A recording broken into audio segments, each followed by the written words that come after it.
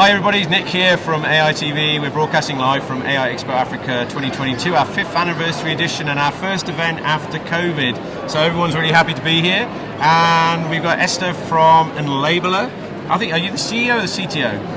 CEO and founder, yes. Okay, and founder. So Esther, tell us about Enlabeler, what you're doing, and why you're here. Great, cool, yes. So great to be back live again in those events.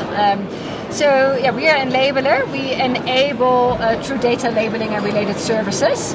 So we have created a platform through which people get an opportunity to participate in AI and data science by providing them the basic stepping stone of digital jobs in the data space. That can be labeling, annotation, classification, transcription, or related services through our platform. Now, the kind of people you're targeting, though, are not your average techies. These are people perhaps who are new to AI, they're taking their first steps. What sort of community of people are you tapping into?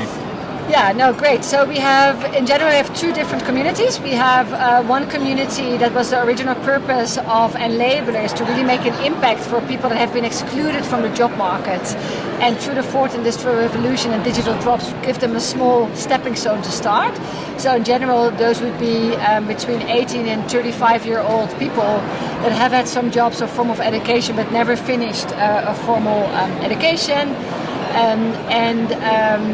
We try to train them into certain types of domains and data sets. And they earn based on their output. But in general, we also provide other skills like project management, time management. So that's really a job creation opportunity.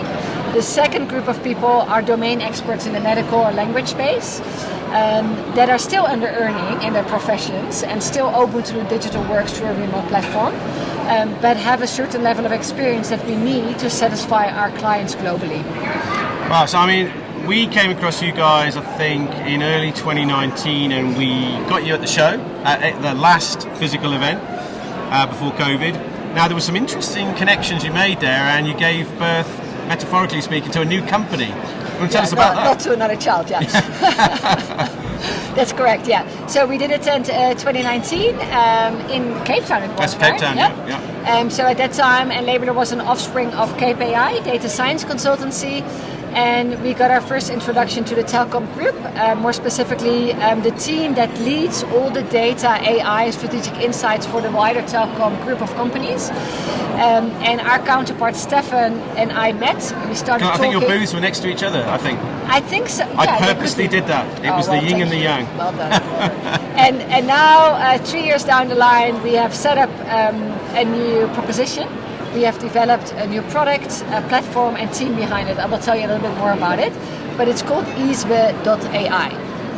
Right, and the interesting thing you're doing on top of that is you're running a workshop here today, this afternoon, right? Yeah, that's correct. So yesterday we had Sambani, our head of product for Easbe AI, presenting on our proposition and what are the successful ingredients for speech-to-text models on the African continent.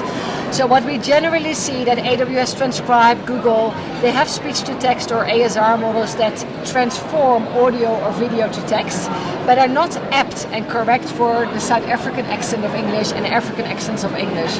So what we have been working towards in partnership with Telkom is creating language models and transcription models for the local African languages, whereby Telkom provides the more, I would say, intelligent machine learning elements. So they have built machine learning models and they have a team of experts building it.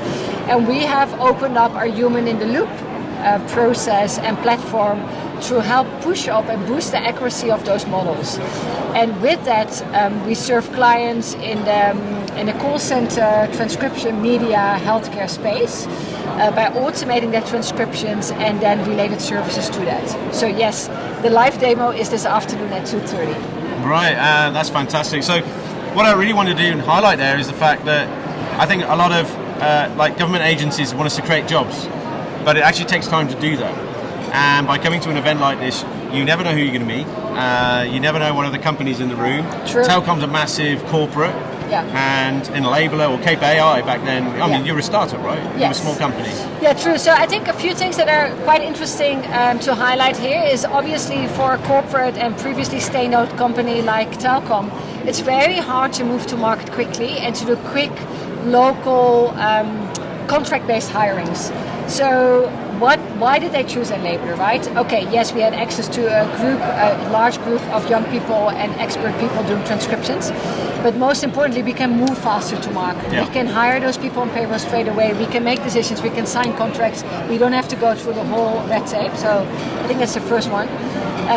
And by the way, that shows now that we have now been able to hire our first permanent team of AI people. So before it was only Enlabeler and Telkom that were collaborating. Right? I think secondly, the whole dynamic between the startup partnership with a public or enterprise corporate brings in an interesting mix of challenges, but also ingredients for future success. So I think we should have more of that in this country. Yeah, definitely. I mean, I think it's a great model where large organisations have a gap or some kind of need which they can't fill very quickly, but a startup can come along, very agile. They can do all those things you mentioned, but also bring something to the table, some new IP, new ideas, new thinking, and then from that you can create a whole new company or a whole new product. Yeah, it's important though to have that collaborative approach, because what you see with larger corporates that we also engage with, it's not always easy to open yourself up to a startup like that and see, okay, what can they offer? Often the philosophy there is, oh, let's copy what they do and take it in-house. Yeah. Or let's find a team that does this. Which is kind of a bit of an old model now. Exactly, and you're never able within such a big structure to give the same incentives and have the same speed of operation as a startup, and you don't want to actually have that, right?